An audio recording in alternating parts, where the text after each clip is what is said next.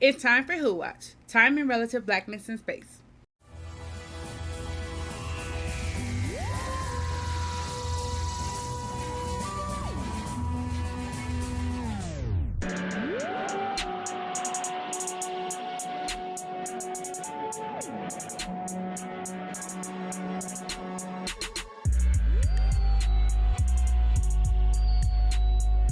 The Black Nerds have the box. We're here to talk about Series 14, Episode 7, The Legend of Ruby Sunday. The Legend of Ruby Sunday was written by Russell T Davies and directed by Jamie Donahue. The official synopsis is the Doctor and Unit investigate the night of Ruby's birth but unleash an ancient evil. I just want to point out that I accidentally read that before I started the episode, and that is a spoiler. So they made a mistake with that as the lead for that episode. I was like, cool. So at the very beginning, you just know what the end result is going to be. So I want to preface this by saying that. Do you think that they're just like running this shit through like generative AI?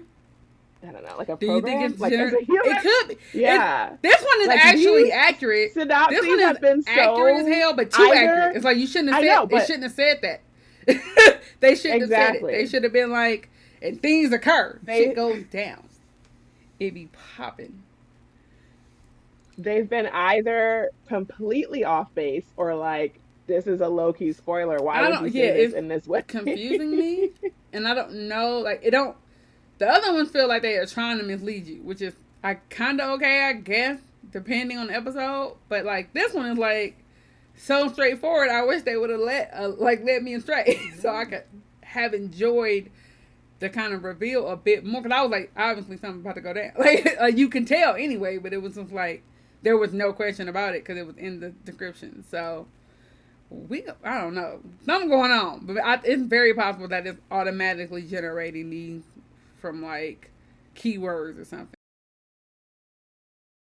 Okay. So just buckle up for this recap. There was a lot happening this episode, child. As the spoiler heavy synopsis says, the Doctor and Ruby arrive at Unit in like the most Marvel Avenger-esque way, um, which you may love or hate depending who you are. I was fine with it. I was more just like tickled by it. Like, oh, we are really committing to this. Like, this is what we're doing now. Space Cop back in full effect. That's fine. So they come up. They pop into Unit. The Doctor greets everyone, the people we know, like Kate and our baby Rose, who apparently has like an internship there. But and then also some new characters like Morris Gibbons, who is a 13-year-old genius, they said, working there, and Harriet, who we later learn is Harbinger in another form. Um, and I think folks who have, even if you just started watching the season, you've seen Kate a few times. But the Doctor mentions that like he knew Kate's dad when he's introducing Kate to Ruby, because again, Ruby is still new here. So apparently, um, it's fine. At all, apparently. I was like, when he introduced, I was like, and of course, in 73 yards, Ruby meets Kate, but maybe he doesn't remember that. Who can say? It never happened. It was timey-wimey. So she gets an introduction. Vibes. Vibes. And like when the doctors talk about it, it's a throwback. So Kate's dad, Alistair, was closest with the third incarnation of the Doctor. So this is a while back. This is classic Who. This is early on, but it's very cool to see that like his legacy and whatever at Unit continuing with Kate. Um, Blinks and the like robot thing, and Colonel Ibrahim are from the anniversary special, The Giggle. If you have not watched those anniversary specials from like end of 2023, you should. They're one, highly entertaining, and then two, kind of usher us into this new era of Unit. Um, And then Harbinger, who I mentioned, generally in mythology, those are beings that announce the arrival of gods. But specifically for this series plotline, in The Devil's Cord, we are introduced to a child of Maestro, who is a child of the Maestro is the child of the toy maker. So this is the toy maker's grandkid. And yeah, just how we learned that the toy maker has a grandchild. There was a lot happening in The Devil's Cord. But we're like, this kid isn't going away. This kid is coming back. We're all expected to see a kid. And then, Harbinger infiltrates UNIT instead as a grown ass Black woman. So that's what happens there. The doctor tells UNIT he needs their help, both trying to figure out who the woman he keeps seeing is and who Ruby's mother is. Morris notes he has a woman he keeps seeing and a woman he hasn't seen. And it's notable that the doctor did, right? I think, tell me if this is right, Nick, share a few forms of like Susan's face that we hadn't seen, kind of confirming that he and Ruby have been traveling off screen too. Like there's been adventures that we didn't see. Or were all of those things that I should have recognized? Yeah, they showed a few like different, extra versions of her that we hadn't seen in any of the stories. Okay, yeah, that's what I thought. So some confirmation that apparently they have been traveling but not having conversation. Because you not having a key.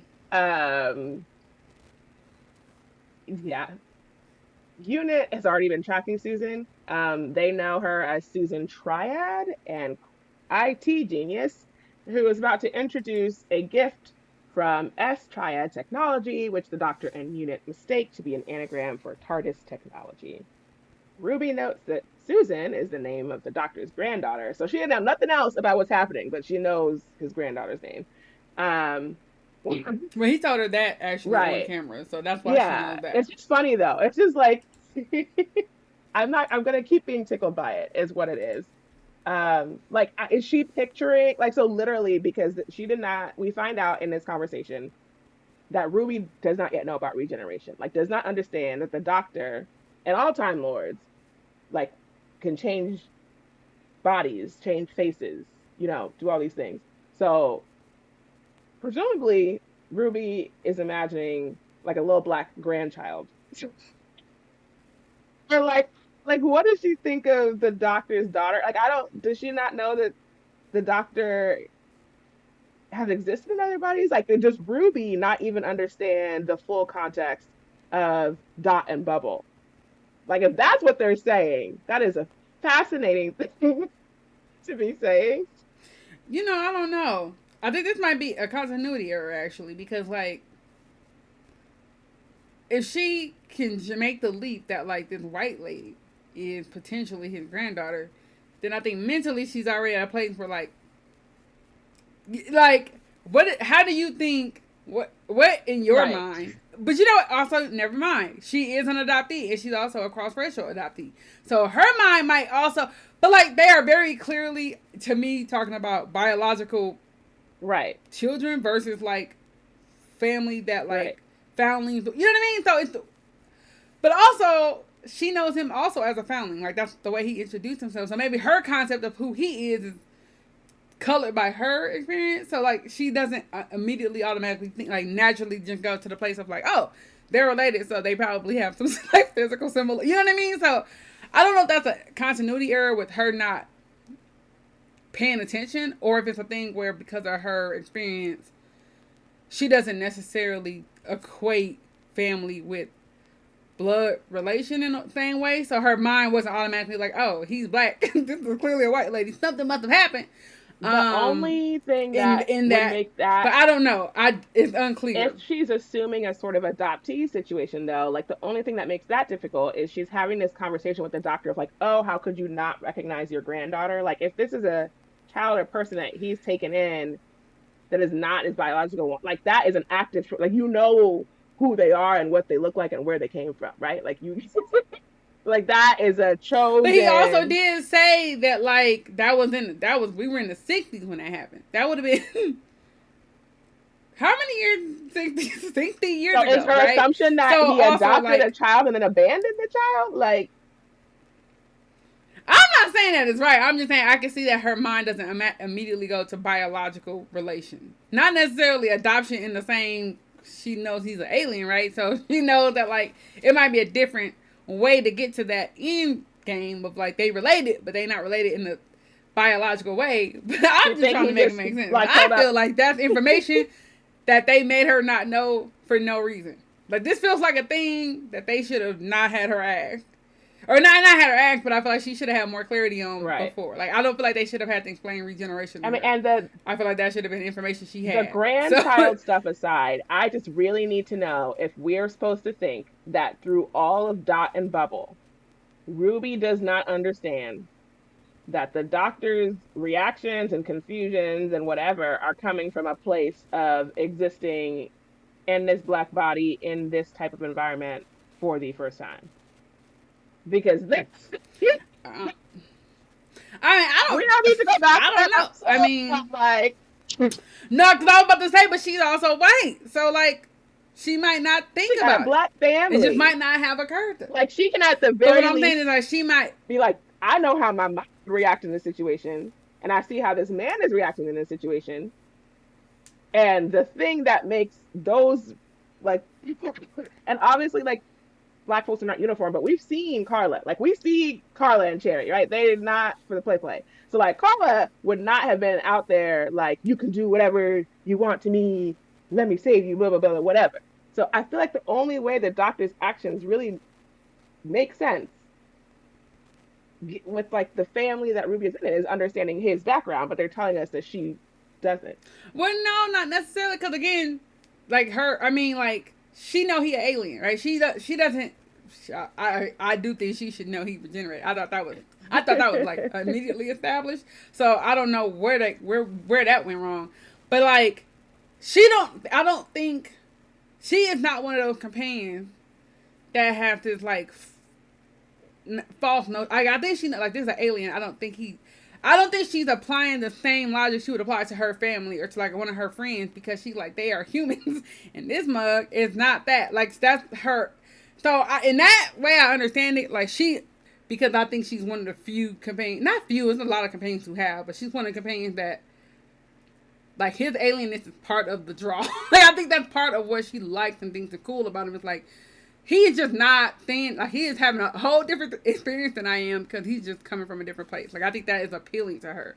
So I see that as, yeah, like, she's seeing that and she's like, oh, that's not, like, yeah. That's fair. That don't jive, but she also like, yeah, he an alien.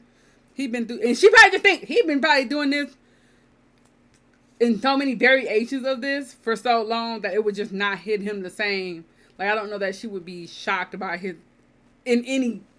She haven't been really, like, she haven't seen him in a situation and been like, that don't seem like something the doctor would be XYZ about. You know what I mean? Like, I feel like she just has no notions about what would be normal for him, and so I think that's why it works. Yeah. Okay. So I would take that part in terms of the Dot and Bubble bit. But so get back to this like grandchild situation. So the doctor and Kate are beginning to wonder if like there's some timey-wimey TARDIS familial connection between him and this Susan woman. And UNIT has had Mel, another former companion who works for UNIT. Mel was the companion of the 6th, 7th, and 14th Doctors, working undercover on Susan's team. But so far, like, everything Mel has uncovered has been clean. They can't find any suspicious, like, issue with Susan's technology or anything like that. So, the obvious question of whether Susan, the woman they keep seeing, is Ruby's mom, the woman they cannot find, is finally like asked out loud. But Kate has like reasonable doubt on that. So what Kate says is like, oh, you know, usually it's like younger women or so that will like abandon children, which maybe that's statistically true. I, for this whole time, have still been confused about why we're assuming that the woman that drops off the baby is the mom to begin with. Like, a person dropped off the baby. That doesn't mean that was the person that birthed the baby. Y'all are just, they are all projecting that onto the mom. Because even Carla's like, she's crying. Like, she's giving up her child. I'm like, maybe whoever had that baby already had they cry. This might have happened already. And this person could be just a mediator. Like, I feel like the assumption that the mom is the one at the church is already, like, a weird, like, it's just so, I don't get it. Like, everybody's making that assumption. I'm like, maybe there was, like, something clear established that we don't know about, or that I forgot from the Christmas special where it was, like, I'm like, it just, like, everybody's making an assumption that they all are operated from in this entire season. I'm like, oh, maybe I'm wrong. Like, it's like I feel gaslit. I'm like, maybe I'm wrong. Because it could be anybody. She could have stole that baby and dropped that baby off.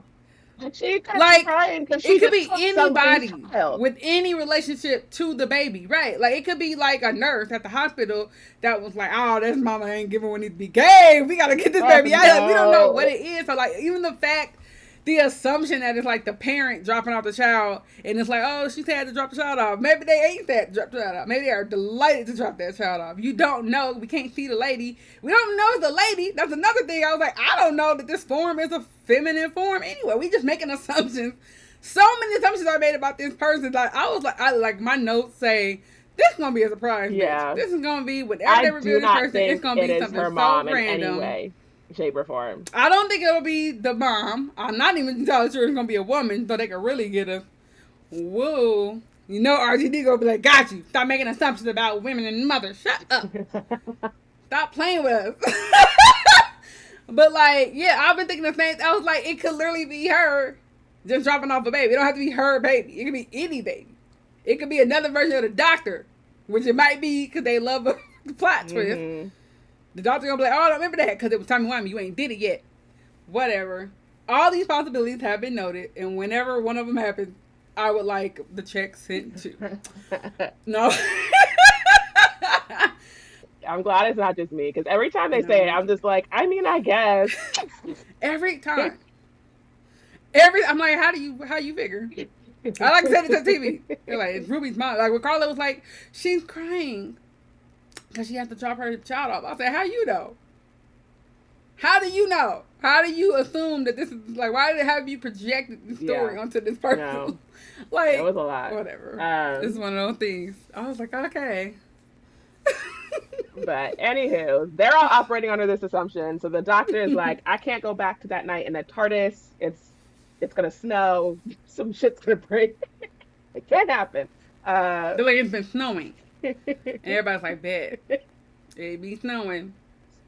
Like, he explains it, but it's not explained. And it does not appear to be explainable. I think it's just one of those things that's like, the energy of the situation is perpetuating in the vicinity. Like, it's just stuff that's happening. But sure. So Ruby rushes home to get, like, the CCTV tape that they have of that night.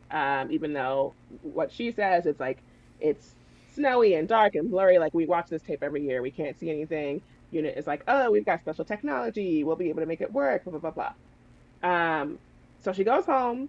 Carla, being the dedicated mother that she is like, I'm gonna get you. Like, this, like, what's about to happen? I need to be there.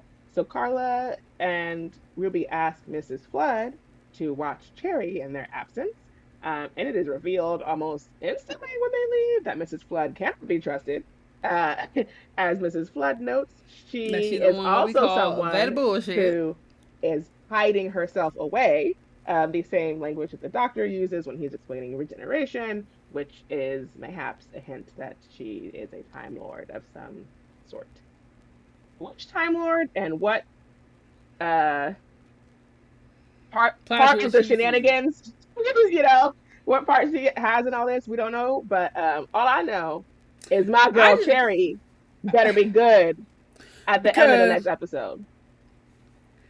No, because we have to talk about this, because I can't believe they did this on television. Child, Cherry said, I would like a cuppa. Okay, this was a quote, but I need you to know how they did this reveal, so you can know why it's not acceptable.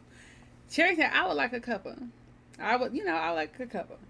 And Miss Flood said, oh, what's your dear? And a lot of people would like. She said there's a lot of things people might like, but that doesn't mean you're gonna get it. I said, oh, bitch, she got me fucked up. I was ready to Because what you're not going to do is disrespect my homegirl in her own room, in her own home?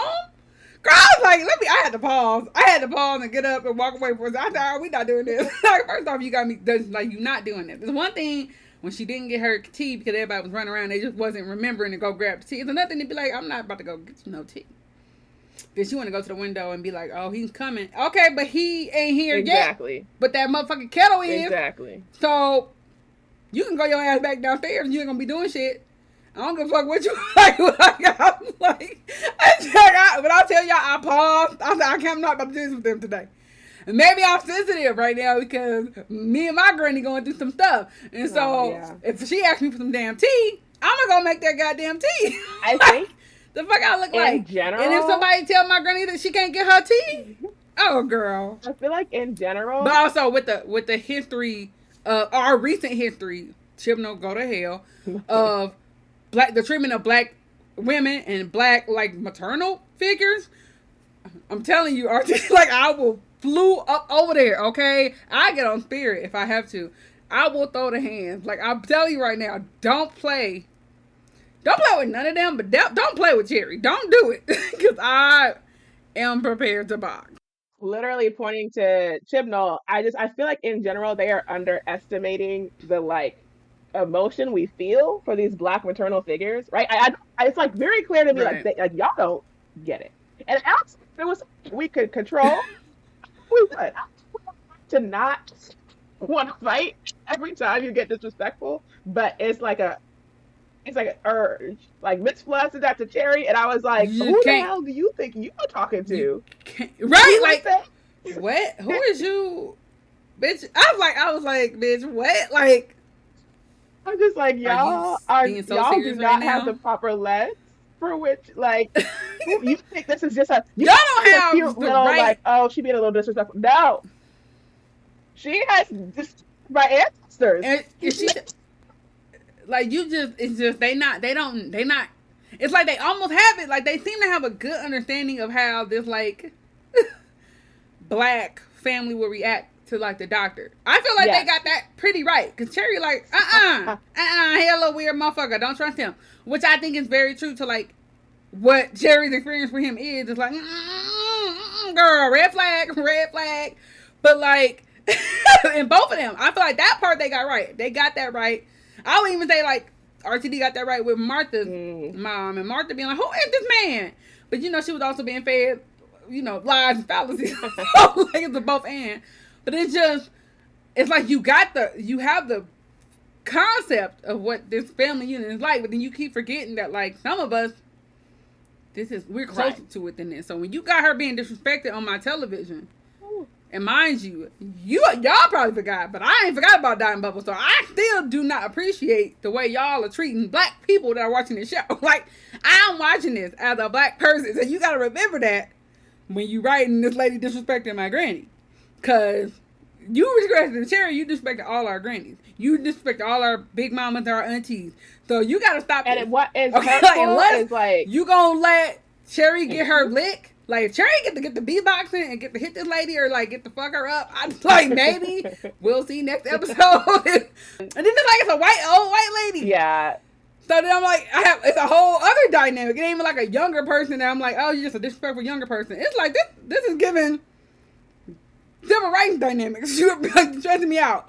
Y'all need it's a lot to stop the bullshit. It's a lot. That's and like Amani says, it's heightened because it keeps happening, right? Like if this was the first time in like you know several seasons, whatever, that's different. But like this invitation to fight, you have now like perpetuated the pattern that was already established. This is now like a thing where things like as soon as we saw Cherry. As soon as we saw it, we said, oh, here they go. They better not do no shit. I should not, every black, especially over a certain age woman that I meet, I shouldn't have a fear about. That shouldn't be a way I approach characters. And that's like, you have to really think about this as a writer, as a person that's putting characters out. Like, what do I want people to feel for these characters? And fear, like, I should have a general fear of like, I love all these people. I don't want it to happen. But I should not have the specific fear like, oh, there's a black woman. So, let's not get attached. That's a weird, like, I don't like having that assumption. And then I come with that assumption, and then you have Miss Flood talking like you making me nervous. Yeah. You making me mad. Cause why? Yeah. Why? So if you are also Child. Team Cherry, if you ready to fight with us, let us know. We Pull ride up. at We dawn. go. We go watch Okay. next week. All of us like what? One hand ready to go. I'm gonna have my brass knuckles. I mean, I'm ready. Don't even play with my sis. Like I literally am like, I don't care about shit. You ain't gotta tell me about Ruby. You ain't gotta tell me who her mama is, who her daddy. I don't care about none of these people. Cause if my good sis Cherry don't make it out, I'm about to literally I'm going like it's gonna be a situation. I'm about to be one of them people. I'm gonna be on Instagram. I'm gonna be harassing people. I'm gonna be in your DMs. I'm gonna be in your email inbox. I'm being BBC inbox. I'm being DC Plus inbox. Y'all got me fucked up. We're not doing this. I'm so serious. Donna's gonna edit out my I slip. don't know where we at no more, child. Oh man. Okay. I know. Okay. So Miss Flood reveals herself to be a problem. We do get this so then we go back to unit, right? We leave the apartment, we're back at unit. We get this we've talked about this already with the doctor and Susan potentially being his granddaughter. Um but it's this weird, sweet, confusing moment where Kate is wondering like why the doctor wouldn't try to find out more, and the doctor is just kind of like, oh, why would I like go back and ruin her? And this whole conversation is very interesting, um because like for the classic Who piece, right? The first Doctor has his granddaughter Susan as a companion, right? So Right. it's again, it's not a case in which like the Doctor has never met this granddaughter, assuming it's the same one in this timeline, whatever, right? Traveled with his granddaughter Susan for a while. Eventually realized that Susan like needed to live her own life, I guess, and was grown and didn't want Susan to have the responsibility of being on him, and so locked her out of the TARDIS when she fell in love and went off. And so there were like novelizations and things that followed that. I don't think that we've seen like Susan on screen in an episode for a while, like since the 60s. But that's kind of like where, as far as we know, they break like contact. And so what the doctor does not know is if this Susan that we're seeing is like a regeneration, a different iteration, a like person who has traveled and whatever since then. But I just thought that I don't know, Nick, how you felt about this conversation about sort of like maybe we'll get to that in the tea, but the idea of like, oh, I would ruin her life, and I'm like, but you out here That's my note. I said, ruining other people? I don't know. That's in my Yeah, notes. okay, we'll get there. We'll get there. I'll keep going because we gotta get through Cause this recap. yeah, just to say it was clocked. I said, okay, Okay, we gotta get noted, through this recap. noted.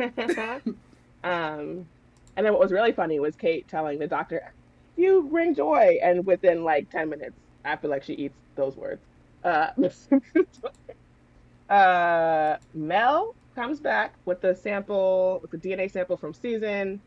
Sample runs. They're like, this is a human person. Kate is still not convinced. She's like, I have a chrysalis theory. Like there might still be more here that meets the eye. So, uh, She clocked. right. Ruby comes back. The doctor gives Carla unit access because unit wanted to again play in a black woman's face. And so Carla and Ruby come through. Everybody heads to the time window. And there's this really cute moment where the doctor's like, "Do you have a time window?" And Kate tries to be like, "We are forbidden to mess with time." And he's like, "I know who humans are. I know who y'all are. Where is the damn time window?" Um, and so they go down there. He clowns them for how rough their technology is. But he and Ruby are still, their memory is strong enough that they're able to rebuild a 3D vision with sound in this time window for the first time. And we rewatch the scenes from Christmas Eve 2004, but the image skips over the hooded person that they all assume is Ruby's birth mother. That person's face. They also see that figure pointing back at the doctor or at something behind the doctor. The unit officer that happens to They be in the time literally window with them, Colonel Chidozi, walks through the image on the Who doctor's is fine as hell, ill-advised by the orders. way. Yeah, yes, he is very attractive. And of course they would I was like, choose ooh. him to That's get why I back said, as soon as I saw, I was like, I already know I likability for can't a even do while. what I want to do here. I can't even live in this moment because foolishness is going to occur, and I was correct. um, Can't like nobody on this damn show. yeah, he gets consumed by a spectral fire and monster who turns him to dust.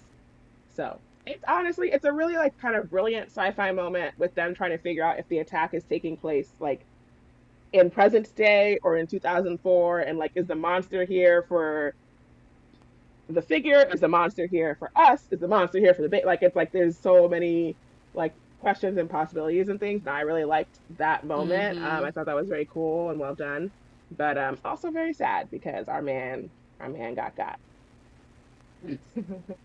while they are watching this attack happen. Carla has like the blackest black mom moment ever. And it's like, that is the beast. I know a devil when I see one, and that's a She said, I know his name. That's she's the like, beast. I said, y'all. oh, she said that shit with the straight. I thought she really knew his name. I thought she was like, that is Jermaine. Deborah. No, just like, I thought she said, I know his name. Like, she went to school with him. I said, damn, she know what's going on. That's the beast. I said, okay, she black. Yep. That's a black lady. Carla said, y'all are confused. I'm not confused. Not, I know what that is.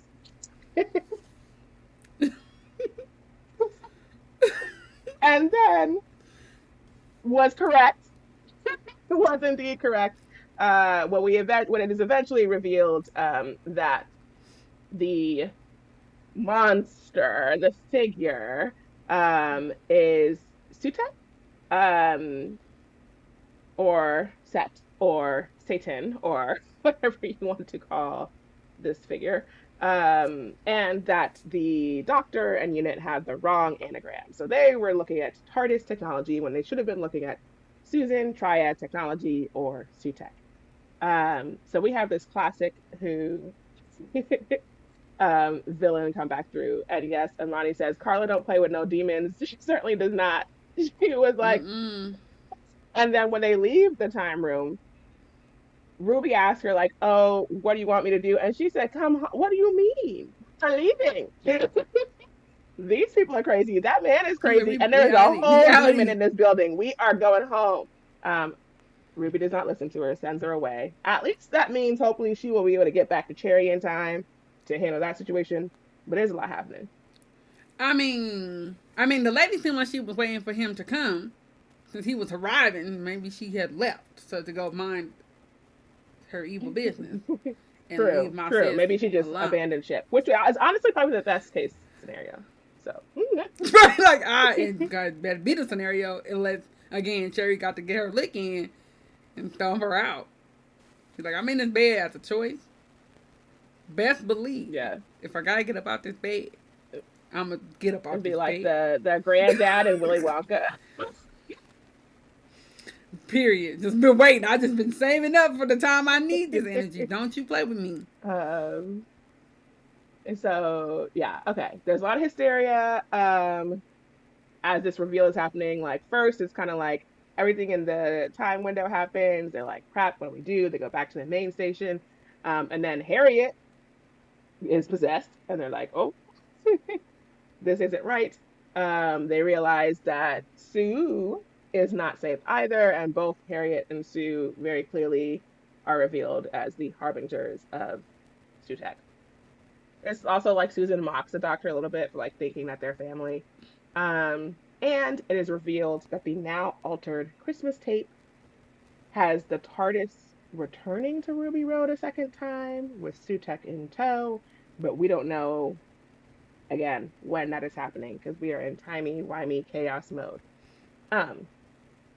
And during the reveal, the doctor sends Ruby to the time window where she remains, like a huge snowstorm happening when we get to the cliffhanger. So this is a part one of a 2-part episode. We get the next part next week. So we don't see the end all be all. But the one thing I did want to note before we get into our tea, we've already spilled a lot of tea, but it is what it is. Is that this character, Sutek, this god of death, um, is a character that we saw before in the 1975 serial Pyramids of Mars, which I think you can still watch on like BritBox or other Mm-hmm. places if you wanted to.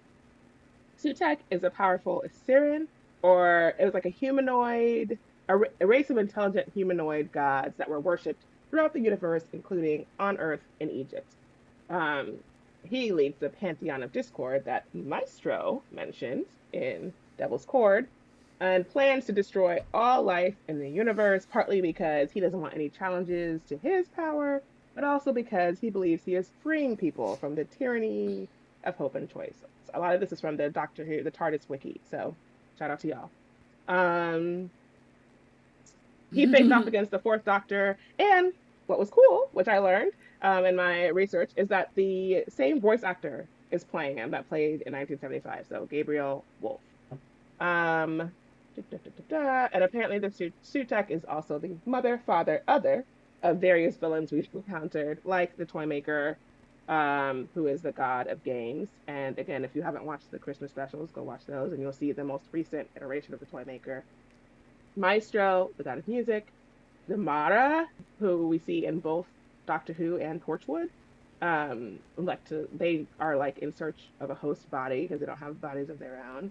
And Harbinger describes the Mara as gods of beasts. But then also some villains that I don't think we've seen yet that we may, I guess, maybe see later, like Incensor, the god of disaster, and her children doubt and dread, and a threefold deity of malice, mischief, and misery. It was very dramatic, like reveal and like listing of folks. It kind of, there was a lot of build up around religion and this pantheon and what this means and what kind of lore they were trying to build. So this was kind of like a bringing that all together in summary. But it was interesting, and for a lot of folks felt like a real deep cut, like, oh, we're going back.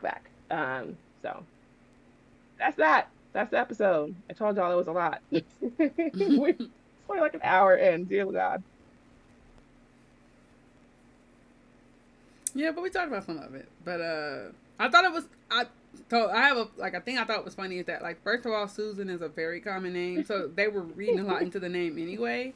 I'm like, Susan is a mad common name. Like, y'all gotta take it down. So, like, what is the coincidence? I'm like, probably high statistically. Like, it's probably a very like high chance that somebody would be named Susan in this area, right? So I just thought it was funny. And also, like, he was like, the wrong anagram. I'm like, because it literally does not spell Sutek if you change the letters around. Y'all added letters and shit. So let's be so serious. Like, like, y'all added a whole extra couple of letters. They changed the letters. Like, nobody would have guessed it if you just changing letters. Like, don't try to play us like we dumb. Like, it didn't have some of them letters in it, or we maybe would have got there. I'm just saying, like, if they showed the switch name, then like the C or something changed to a K, I'm like, who would have just been like, okay, let me add this extra level to this puzzle and change some of these letters. Like, that defeats the purpose. So I just want to point that out because they made it seem like it was a gotcha. Like, damn, it was right in front of our faces. It literally wasn't. Bye. Stop that. Don't gaslight the people. But like to my earlier point about the title, I feel like that whole bottom half would have been much cooler had I not expected it. Like, if I would have been like, oh shit, they really about to summon some shit. But like, that was the description. So I was just waiting for whatever the whole thing was around the TARDIS to manifest. And I'm like, clearly this is the ancient evil. They just about to wake up. So that they kind of ruined that. Not ruined it. Didn't like it was still. I was still entertained. I was still like locked in. But I feel like it would have been funner had I genuinely not knew what to expect and was just like, this could be something cute. This could be something nice actually. No, I'm like, that's a demon. They summoning the demon. Like that's god of death or some shit. Which is so funny because I was like, when the fine man turned into dust, I said, not ashes to ashes, dust to dust. I said this before I knew it was gonna be literally the god of ashes to ashes, dust to death. So I was like, that's a good look. That was a cool visual because he literally turned to dust / ashes. I was like, damn, got him. But yeah, I just think they should have tweaked that description because it would have just hit better had I not Yeah. expected it to happen. Like, as soon as they acknowledged that there was some kind of presence, I said, oh yeah, okay, there it is. There you go. Like, that would have actually probably been a reveal had I not read that. I will say, So, I guess sorry to me. during like Devil's Court and stuff, when they're like, "Oh, the ancient one, like he's coming," blah blah blah blah. I I didn't know one way like what kind of deity it would be. I didn't necessarily assume like, oh, it's gonna be evil or like, oh, it's gonna be death. Like you know, I so I only assumed evil or like something in that level just because of the fear that like Maestro had, and it was like, oh, I mean, Maestro, like it felt somebody like is reverence. Like it felt like you know, but it's still like a fear based though. yeah. It's not like oh he gonna come and kill it. It's like damn he coming. We all in danger. Like this is a person that would take me the fuck out. Right. So I'm not safe. Nobody's safe. So that made me think this is not a good person. They definitely not coming with good. It's not benevolent. At minimum, it's like neutral. But Well, I was right. like, I thought it was going to be more it's gonna be a neutral, nasty right? one. Because there are like mythologies where you have like Zeus is not a good moral like God, right? Like Zeus is an asshole, but like is not supposed to be considered evil. Like I think he's like you know, so I didn't know. I thought it was going to No, be I was more thinking. Yeah, neutral. I was definitely thinking more malevolent. I felt like they were seeding fear so much, which would have been a fun. That would have been a fun thing to play with, though. Like everybody having such a fear, and then it's like, hey, I'm just here to like be out here in these trees. Like that could have been fun. I think that might have been funner in the grand scheme of like you have so many built up notions about these deities and these like concepts, and like we put our human fear onto it, and so like death, like to me in general, death is just death, right? It's not evil, it's not good, it's just death, right? So they could have played with that and made it where like, but this one had the intention, like this one like not only about death, but I'm gonna make sure I bring that shit everywhere. It's coming with me, okay? I'm carrying it on my back.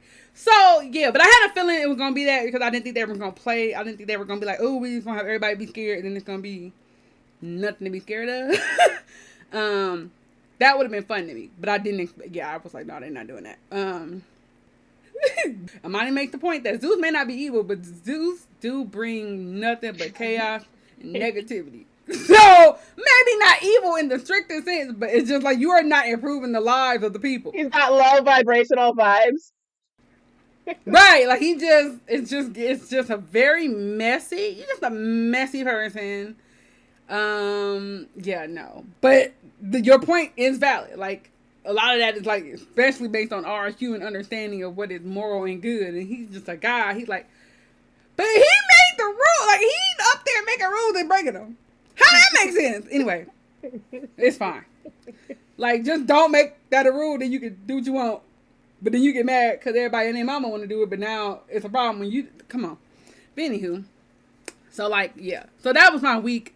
One of my week is just that the description gave away that what could have been a much more like nuanced thing. Cause we don't know. I think if I didn't know that was an evil creature or whatever, that could have been. It would have been like nice for that to be nebulous for a while until it's like, no, this is a evil guy. This is a bad dude. Like up until it's revealed, that still could be like the death of this thing could be. The death of this person could be just a byproduct of contacting something that's just too big for them to comprehend. So, like, at that point, that would have been still cool for that to just be like, it ain't trying to kill him. Just like, you playing with a god, right? So, knowing that it was evil just kind of, it just made it where you like, this person gonna die. There was no question for me. But then it just made all the stuff that happened afterwards, like, less impactful just because I already knew. So, that was just a thing. And then because I'm a person that can already guess things that are about to happen, even in shows like Doctor Who that do their very level best to give you a twist, I was like, I came into this episode with far too much information. It was still a very fun episode. Don't get me wrong, but I feel like it would have been so much funner with like zero information. And I think another really strong is, and this is strong for the whole season, but I think in this episode was super good, was the acting, of course. Shooty is so good at doing so many like micro emotions, so many like levels. It's like this is maybe specific. I'm sure other communities have it, but like I just know that when I'm in the room, it's like me and a black person. It's a lot of white people in the room. Me and this black person can look at each other, and we have had several conversations in this 10-second look. And I feel like he's good at doing that on television. Like he's good at doing that where like I can feel all of the several things you are trying to express with just the looks. Well, and for a broad audience, I think it's hard to do. That's what I'm saying. I think that's hard to do when there's like, again, intra-community is easier because we kind of like we like look at the shit. Like what we are saying is, you see what these white people doing? That's crazy, right? I would never do no shit like that. Like it's a whole thing we saying in that look. He's doing that, but like at a large level where like other people can peep it, and I think that's really good. A writing thing, I guess too, a writing and acting thing, so it's related. But like the doctor just living in his emotions, like actually in the moment, acknowledgement of his emotions at the time. It's so refreshing because it's a small thing. Like we know the doctor has emotions, we know the doctor is affected by things that happen, but they tend to like not necessarily react in the moment, or like they tend to minimize their own emotions in the moment. And I like that 15 just be frustrated, right? Like when he's walking with Mel and like all that's building up, and he's just like, I gotta punch the wall, which I'm like, damn, now he punching the wall. It's real out here. Like, well, that's part just, of like, you just so overwhelmed about, like, it's so, obviously he feels bad about, why am I forgetting this man's name? Now I'm just calling him the fine man. I knew it. But, like, what was it? Shadozi, yeah. I was about to say Winston. I think that might have been his first name. Like, dying, he feels that. And we know he always feels, like, a certain way about somebody dying. Not necessarily it's his fault, but like him having some contribution to it. But I just like that he was like frustrated in that moment, like to the point where like I gotta just be mad about this really quick. Like I gotta deal with this part really of quick. That was him again deciding that Ruby's distress is more important than anything else. Like he gave the order for dude to move closer and like not to say that he wouldn't have got anyway, but I think that was part of the frustration. Was like Kate was like, you said nobody should move. Why are you telling him to go look over there? But the doctor is so like the one emotion of like, I'm hurting and feeling empathy for Ruby took over any kind of other emotions or logic. And so then after that, he's having to also make peace with that, like, and deal with that sort of guilt and whatever. So like, I love, like, it was just multiple levels of like emotion throughout. And like, sometimes his emotion is useful and helpful and guiding, and a lot of times it's really dangerous or like or like really like a hindrance. But that's what I was saying. Like I like that it's one of the big changes in the doctor as a character that I like, that I don't know that people are going to, new viewers ain't gonna have that, but like for coming from our previous doctors who like you have to pull some shit out of them, like by hook or by crook, you gotta put your leg on their chest and pull it out of them. Like to have this doctor be like, damn, I'm really fucking up on this. Okay. Like I just fucked up. Okay. And like, now is it helpful all the time? No. But at least we are acknowledging it in a way that like we can do something with. Like a lot of times it's just like, this is fucked up. Then it's a season finale and the doctor be like, maybe that's how I didn't do that thing I should have did. You'd be like, thanks. This is not the time for that. So I like that every time something happens, or not every time, but a lot of times when there's something that changes him or changes, like affects him or has like, he has to reckon with, it's not something they put off. Like, this is not important in this moment. I say it's the writing. I'm sure it's written in there, but I think it's also the acting and the being able to like oscillate between like keeping the forward momentum and like moving the story, but also having those moments of being like, okay, but I gotta feel this thing. I don't know how much of that is like Shooty just being that way and reactive, and they're like, oh, we got the good stuff, and how much of it is writing. So I think it's probably both. It's a good marriage of them communicating that the doctor is feeling this way. So I think that's been over throughout the season, but I think in this episode was a really good example of it. Which is again going back to Diamond Bubble only because that's what made his reaction so off-putting to me. Because it was like, he's been so kind of clear about pain and like about being affected by stuff, that then to be like, let me just swallow that, and then I don't know, that was weird. We already know, but like, so it's one of those things that in this instance I really like that it was like an immediate acknowledgement of like, ooh, that was fucked up, and him like actually showing anger, which again, that's what I like to see. I like to see frustration and anger and how that manifests. That like you have to stop. Like Mel, like I love this for us. I love this for us. We don't really get this kind of emotional, like immediacy from you, but like we also got shit to do. Like let's step to it. She about to go on stage about 30 seconds, so I need you to. No, I love it, and I just like that she's like, I want this for you. I really want this for you. Like I really think you are breaking through right now. But however, like, come the fuck on. We gotta do this later because my good bitch is gonna be on stage in about a good 1 minute. We got things to do. So that's probably actually the larger thing. Like the doctor actually having to sit with, which we said I can even rogue. Like I like even again he moved on quick, but it's like having to sit with stuff that he normally would just brush off or wait till a finale or something important to be like, oh, this is the thing that happened this season that upset me. Like I like that it's like in the moment we're acknowledging and actually showing how that like manifests in that anger and that frustration and that confusion being like something that we get to experience with the doctor versus something that like he's experiencing and then we reference it later. Yeah.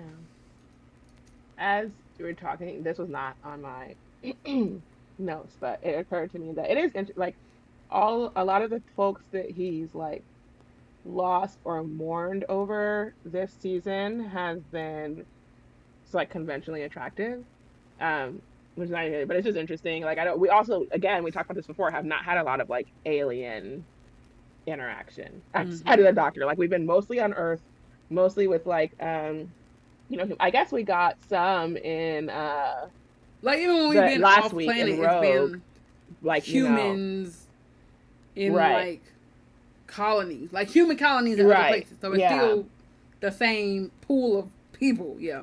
So that's just an interesting thought.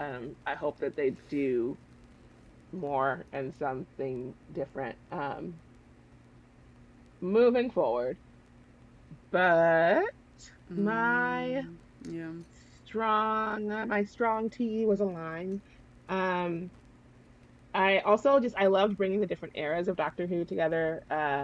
So like older companions like Mel, not the villains from classic, even having our girl Rose come back through from the specials, because we were all like, are we gonna see her again? Like what's that gonna look like? And I think it was cool that they were able to bring her in without necessarily having Donna on screen, right?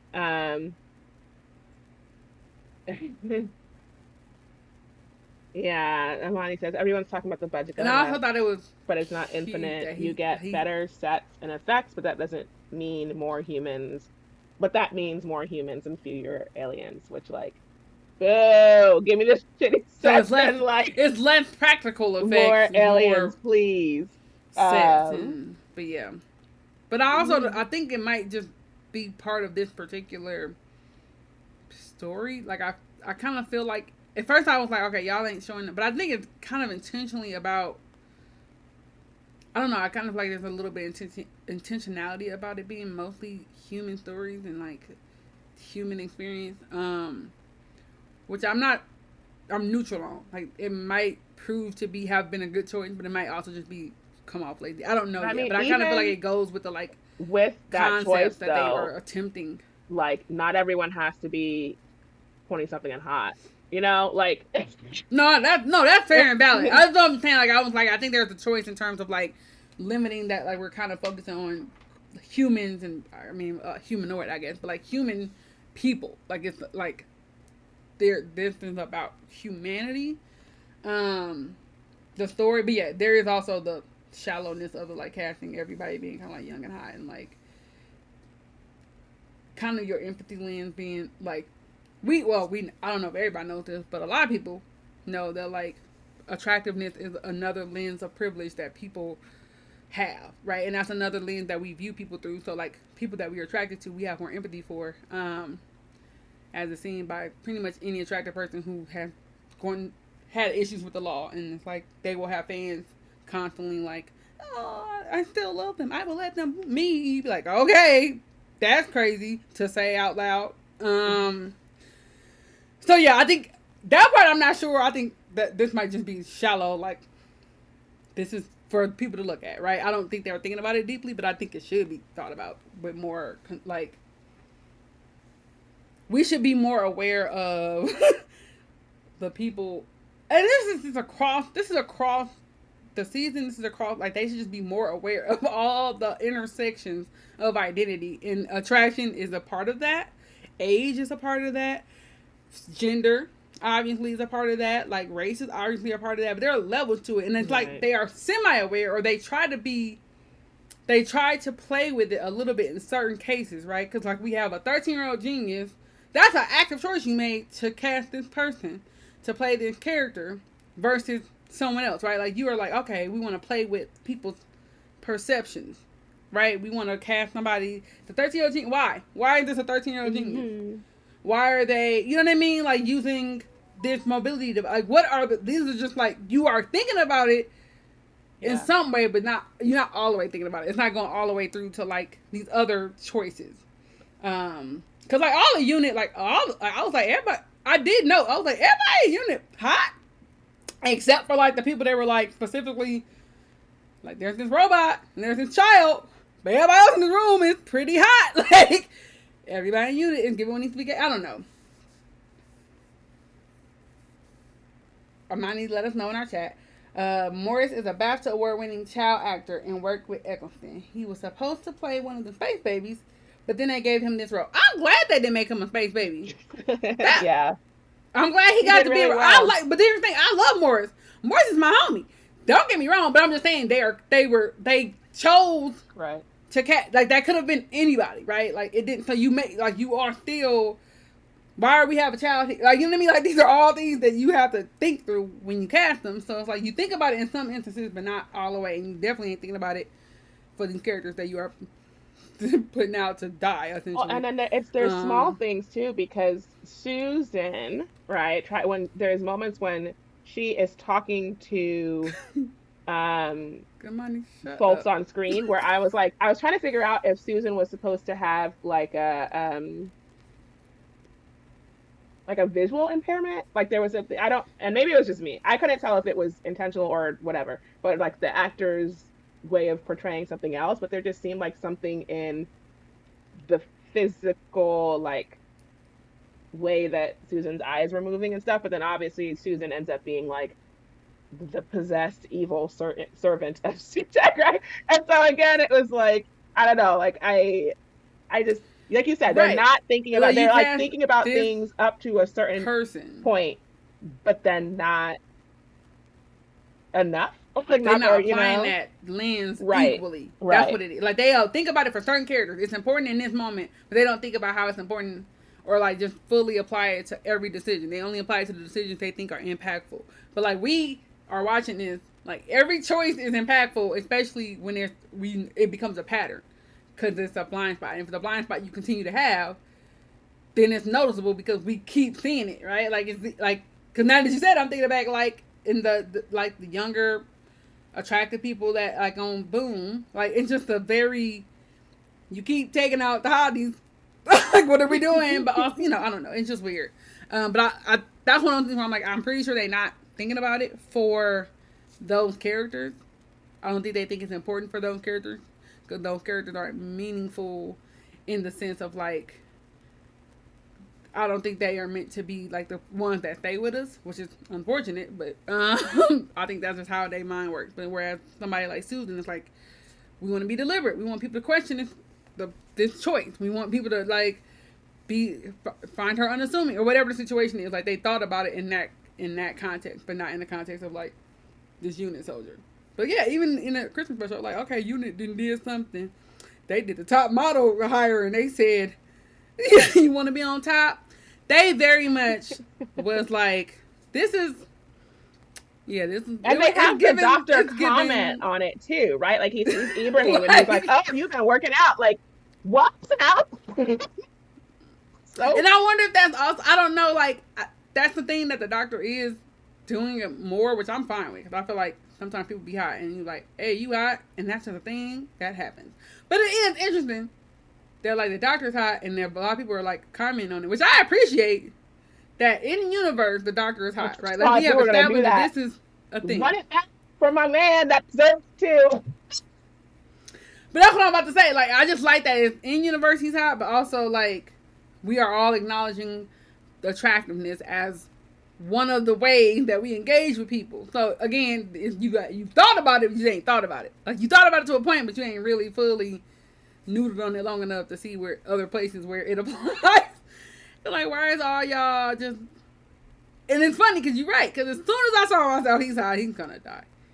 I don't know why my brain made that connection. My brain's like, oh damn, hate to see it. Like, as soon as he was introduced, I was like, oh shit, he gone. He had a good run. Like, before anything even happened, I said, he's like, you can check. I said, oh yeah, okay. But I also don't know why everybody was like, he's pointing at the doctor. I'm like, the TARDIS is right there. They are clearly pointing at the TARDIS. Why would you think they are pointing specifically at the doctor when the TARDIS is directly in that same line of the pointing? Everybody's not seeing the TARDIS today. Are we all just not seeing the TARDIS right behind the doctor right now in this moment? But it's fine. I mean, it worked out. They figured it out eventually because it got possessed by a demon from hell. But like something bigger and worse than hell, apparently. But what can you do? Yeah, there's a lot. It's just a lot of things that are like thought through to like a 3/4 way. My one kind of last thing in that ring, which I almost let it go, but I wanted to be true to this season. Just note once more, they couldn't let another episode go. They couldn't resist like one last lazy big tech political point when, like, before Susan starts getting possessed, she's like giving her speech to the United Nations, and she's like, you know, and it's funny because it's like happening in the background of all the other chaos, which was one I was like, why, why be the point if it's going to be in the background? But then the only thing she really says is like, oh, like these tech companies have been stealing from you, and I'm like, of all the problems in big tech, like, yes, the money is, but you, like, if you were gonna do a whole moment and have this like kind of background statement about technology, it could have been like environmental. It could have been like even whatever. Anyway, it was not like a photo. It didn't take me out of the episode. I did take it. It was more just like, I'm annoyed. No, I peeped too. Like I wasn't sure how important it was supposed to be because they made it. It was there. It was like a moment, but it was also being overlapped by other stuff going on. But it was like they also made a point for us to hear it. I'm like, clearly, you want us to hear this. But what are we saying? Like, I kind of took it like she was saying theft, like just your liberty, your money, your environment. I kind of took it as a broad. They could have extended it and had her say 3 more words. But the point is, they don't say. Yeah, it was just very like big tech be just teching. They be out there teching like a mug. Like, it's very, again, just a very. How about it, guys? Right? Yeah, like it's just a very like super palatable big tech bad. So mind annoying. You, this is airing on Disney Plus. Disney is a conglomerate. I mean, I'm just saying. And the thing is, not that I'm saying that like Disney censored it. It's just saying like the self-awareness is not there. Whereas I would say something like Andor, the Star Wars, definitely the more recent shows are very aware of they on Disney Plus, and I think are playing with that. Like, oh, sometimes the places that give us our entertainment are also part of the nudge nudge. Doctor Who is very not addressing or engaging with the reality of its distribution. They're like, yeah, big tech be out there checking like a mug. They teching, they just dealing, vibing. Yeah. Many things are happening, and it's like her gift. What is her gift? Because that also seems to me like it's like her gift is death, right? But I'm just like, she don't know that. So what does she think she giving people? I'm also unclear about. I think she does know. I think she's acting the whole time. Actually, I couldn't tell actually towards the end, like, because I don't think she knew. I don't think she was. They equated her to Harbinger, and we're supposed to think of Harbinger as being very aware, right? Like they're from like no, because I don't even think the other Harbinger knew. It's like she only started Harbinging once Sutek had some foothold in the reality. Then she was like, "Oh, he coming, bitch! I didn't heard from the people." Like, I don't know that the people who are harbingers are necessarily aware that they are harbingers. Okay. Like in a way whereas I think Miss Flood was like, oh, like I think it's levels to it. I think there's the people that are like in some way a worshiper. So they are like not just aware of it, but like actively wanting it to come forth. Mm-hmm. And I think there are the people who are just like they connected to it, but they don't have a conscious knowledge of it. Like I don't know that the harbinger lady Harriet, there she go. I don't know that Harriet was aware, and I don't know that Susan was aware. Well, I guess we'll find out. But it seemed very much to me like Susan was scared. Like she was like, what the hell is this? What do these dreams mean? Like that was all information that she was just like, oh, is that like, what is it? What is the situation? Something going on. This is actually affecting real life. Like, I think she thought that up until that moment, all of that was just in her secret little heart. And then when the doctor said, do you dream? What do you dream about? Then she like, is this something that has external? Yeah. I'll be interested to find out what's next episode. So yeah, because I read it. It was tricky to me, but I didn't take it as them. No, I didn't take it as them being aware of it beforehand. Because I also don't. This is just a issue to me with the whole thing. It's like I don't understand. I guess it depends on how they. I don't know. I'm like, why wouldn't you just do? Like, why would you do? Like, you're doing a lot of stuff like to get to this place, and maybe it's a plot thing. Maybe just like we need many things to happen because this episode feels full. But I'm like, I feel like if I'm Sutek, the god of death and all this other stuff, I ain't got to go through all these proxies and all this. Once you in the world, do your death thing and go. Like, I don't know. I feel like it's a lot happening. I think it's like a continuation of like the storyline from. No, I know he's been locked away, but I'm saying once you get a foothold, all of this carrying on. Like, I mean, what is all the warnings and carrying on drama? But that's what I'm saying. I'm just like, functionally, you are like handicapping him a little bit by giving him all these like if you gonna be about that shit, be about that shit. Like you popping up here, you talking to the camera. I bring Sutek's gift of death. I'ma kill everybody. We gonna be out here. He said it twice. You had time to tell that mantra twice. Killing the people then. Like, I don't know. That's just me. I'm like, I'm tired of it. Y'all keep talking shit. Do what you came to do and stop talking. Stop giving people opportunities to stop your plan. I don't know. It was one of those things where, like, y'all made him big and scary, but also at the same time kind of didn't. Because, like, what is holding him back in this moment? Like, I feel like he had a lot of opportunities to do more. Like, y'all, like, a lot of stuff happened for the sake of suspense. But, like, in universe, I'm like, why would he wait? Like, what is he waiting for in this moment? But, yeah, Amani, like, says a similar thing. It's just that, like, Susan and Harriet do not give intentionality. Yeah, they very much gave, like, sleeper, but, like, unaware. Like, Winter Soldiers, they heard the code and was like, oh, we live. I didn't read them as, whereas in Flood, I feel like it's active. It's an active participant because she just seemed to be very engaged with the possibility of him coming in, which is like, okay, girl. But I also feel like, again, the stuff that happens for a plot is like, you could have just said you was busy and stayed your ass at home. Like, why you had to come up to Cherry House and talk this shit? Like, you could have talked that shit out your own window. I don't know why you came up here. Stay your ass at home. Say, no, I'm busy. I can't help. I think it's literally about to be a thing. Like, I think that they're gonna make her like a pawn or whatever in the game. Like, whatever comes next, I think it's gonna be like Ruby's family or the universe type of like nonsense. Which is gonna piss me off. But also, I think it's interesting, and we'll know next week, and we can talk about it next week. But I kind of do think it's interesting that both of the, like, Susan is an older woman, Miss Flood is an older woman. They have these, like, I don't know if that's what the intention is, or if there's, like, I think it's intentional. I think there's very deliberate, like, we casting these people that you have certain assumptions about. But I'm curious as to what they think that is. Especially when we have another young, like, presenting doctor, right? Like, it's not one of the older looking doctors, so that's also interesting. Like, I just think it's interesting that it was, like, for both of the kind of enigmatic, random characters that we kind of see a little bit. It's like, oh, they're important in some way, but like how? And then, you know. But yeah, that checkpoint was, I was just like, are we supposed to focus on, because it was like clear enough to hear it, but like then they had them talking over it. And I'm like, okay, so we do care enough that we recorded this and put it in this here episode, but we don't care enough for it to be uninterrupted. Yeah.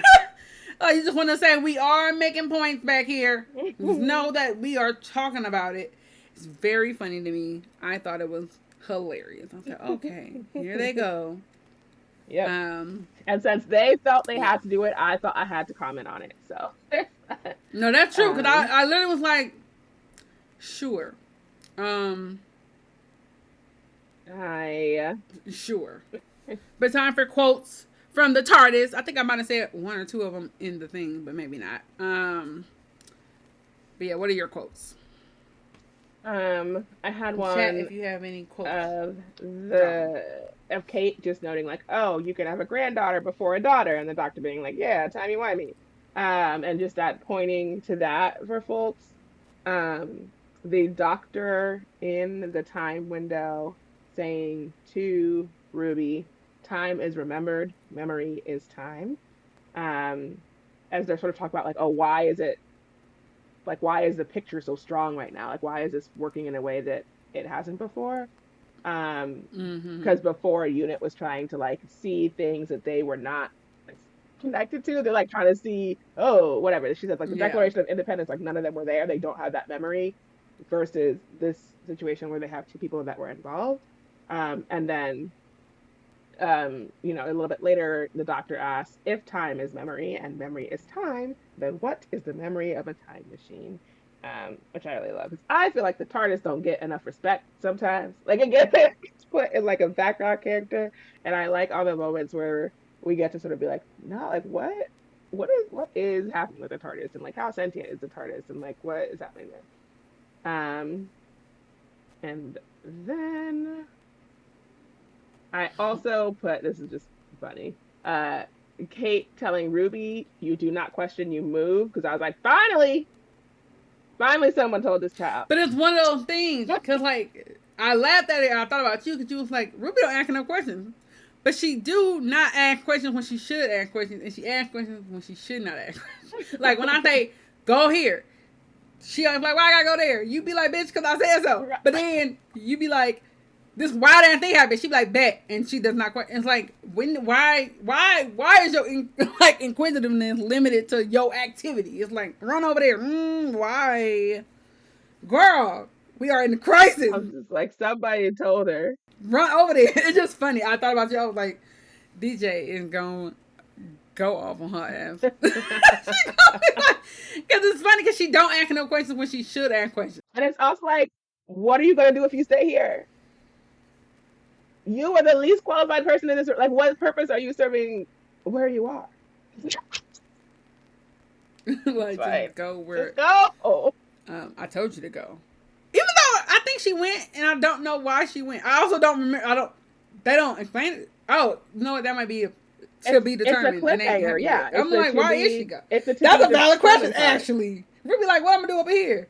She like, you ain't about to get me gobbled up. It seems like he wants her to look through the memory again, as like, okay, we're gonna handle this immediate thing. You go over there and like continue with that piece of the mystery. But I don't know. Perhaps.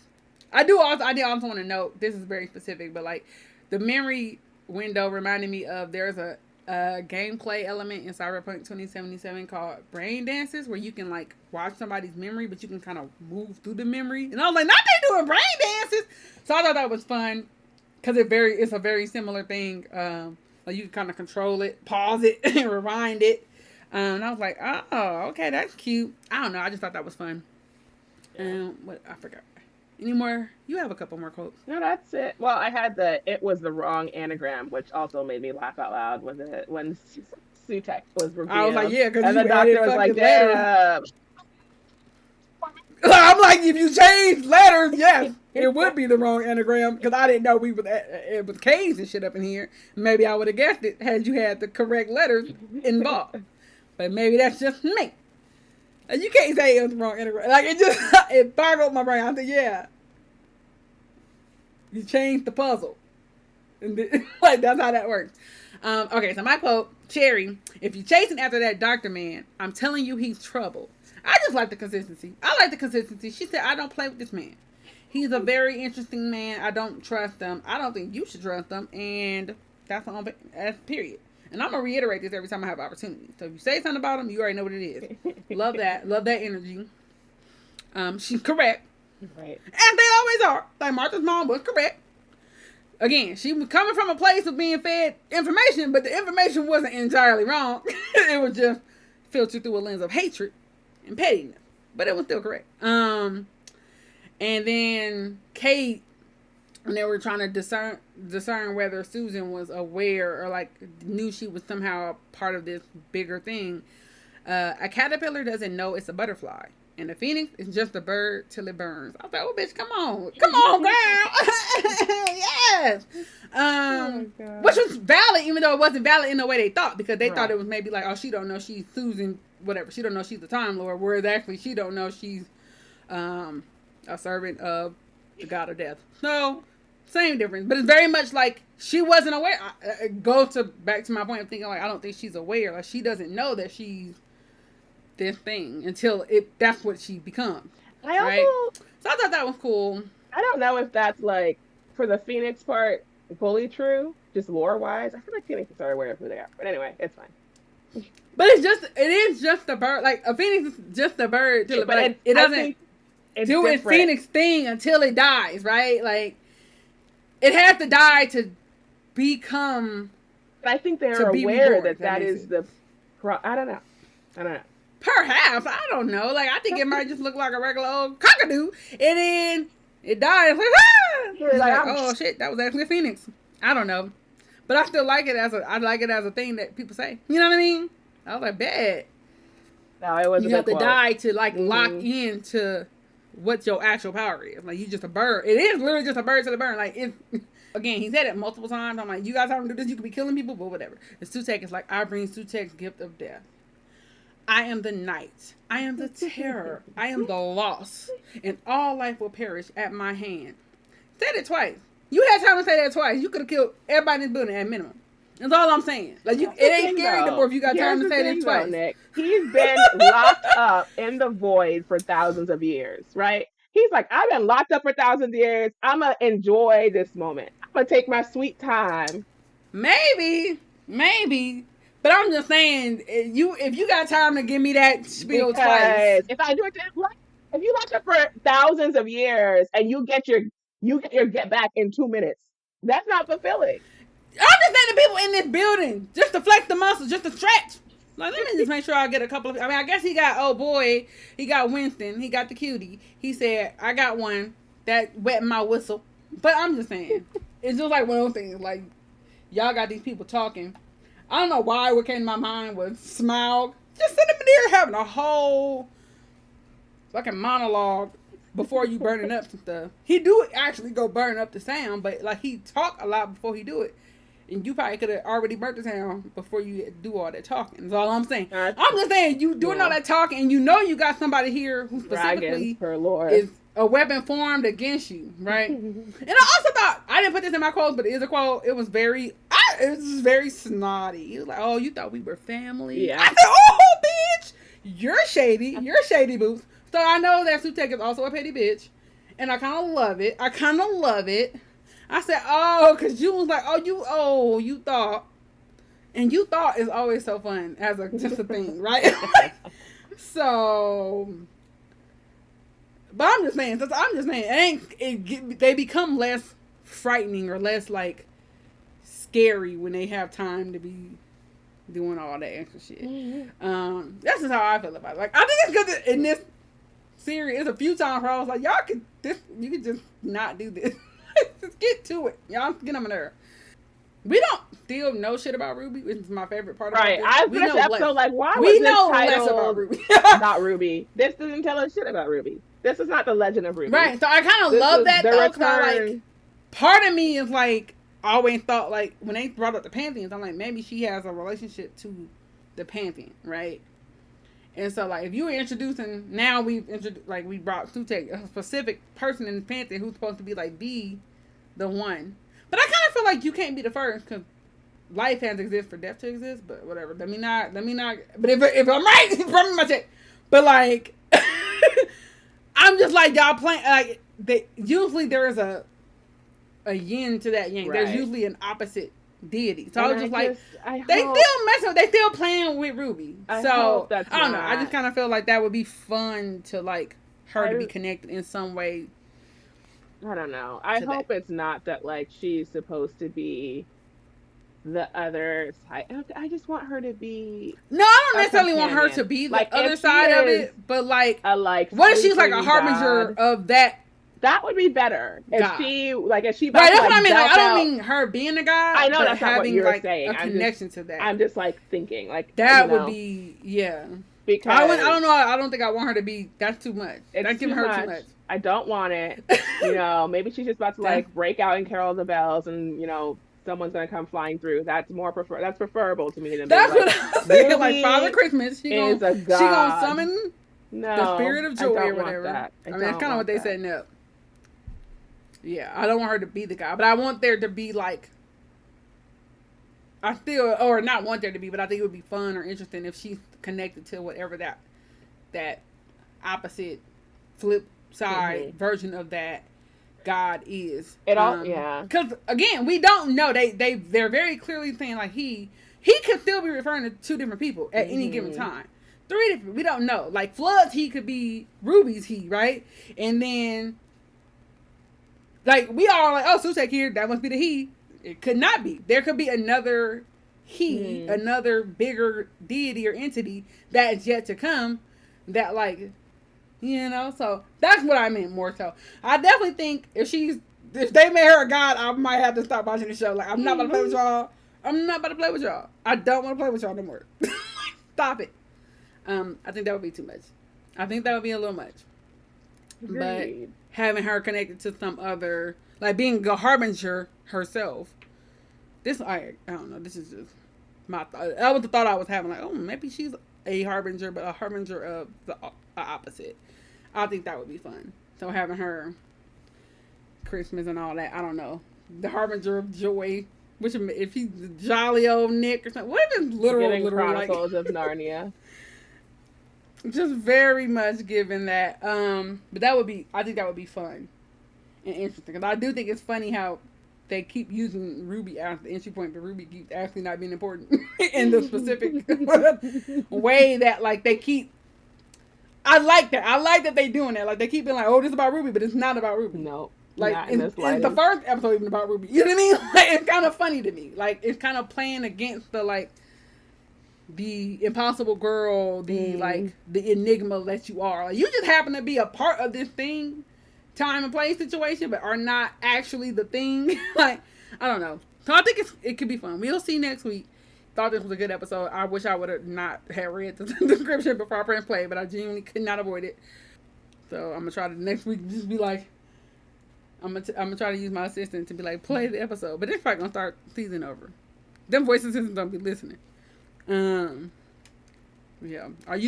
How do you, as a final like question, given this episode, are you feeling like the season? Are you having like a positive expectation or a negative expectation of the season finale, like the second part? I don't know. I don't know what expectation to have. I think I'm going in pretty neutral, just based on like the highs and lows of this season, right? Like I think that I liked this episode. I thought it was strong. I thought that, So, but I also know that like. They've got a lot to wrap up, especially because we don't know shit about Ruby yet. Like, if we're actually gonna figure out her piece in this, very funny to me. Then I don't know. So I don't know. We'll have to see. I'm interested to see how they. Would you? Huh? No, I'm about to say, would you be upset if they actually don't wrap Ruby's story up this season? Like, would that be? I'm kind of now at the point of like, I kind of think it'd be funny. If that's not actually wrapped up at all. First I was like, I don't want to do that, but the only now thing that like, I think it'd be fun. The only thing that would be slightly upsetting about it is that like I don't want a whole nother series about her, right? Like I don't. That's true. I want to be able to move past the like Ruby of it all. Like I want to Who is get she? into Yeah. space. I want new characters. I want new whatever. And so like if the prolonging it means that there's going to be another season of like it's all about this one girl, and then I'm just like I don't know that I want that. Yeah, no. But Yeah, I wouldn't want that. But I think it would be funny to not get the answers about who she is in this finale. It's like, oh, well, you know, the god of death is here, so we got to kind of focus on the task at hand. And we'll circle back to her. I think that would be funny, but yeah, not in a way where it's like we get a whole nother season of this exact same level of interest in her backstory. Like, right. Okay, you can wrap it up in the special or whatever, but just not Yeah. in the next episode. I think will be fun. But yeah, I'm kind of neutral too. I'm neutral to positive, and the only reason I'm to positive is that I think, and this is just my bias of like, I think Russell is good at wrapping shit up, like bringing things together in the end, like in a satisfying way.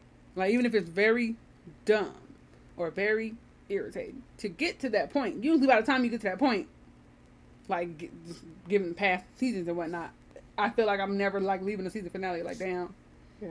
hate that, right? Like I just that's the main thing. But yeah, this season been so weirdly uneven and so like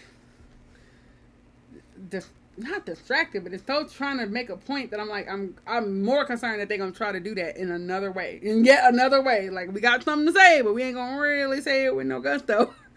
So yeah, but I'm a go in hopeful only because I think RTD is good at a good wrap up. I think it's like one of those things like I can bring it home. I might take a detour. I might do some wrong turns on the way, but I can bring it home. And so it's like I'm like I need you to do the things that I'm used to you doing well. Don't disappoint me. But I don't think I would be upset if I'm wrong. I'll just be like, well, them's the breaks. But what it is. Yep. All right. Well, that's the episode. Thank you all for listening. You can find us at blacknerdscreate.com and come kick it with us in our Black Nerds Create Discord server. We're on the site formerly known as Twitter at BLKNerdsCreate and everywhere else at Black Nerds Create. Talk to us on socials using the hashtag Tarbis and tell us what you think about the legend of Ruby Sunday. Bye. Hey, thanks y'all. Thanks, Imani. Thank you.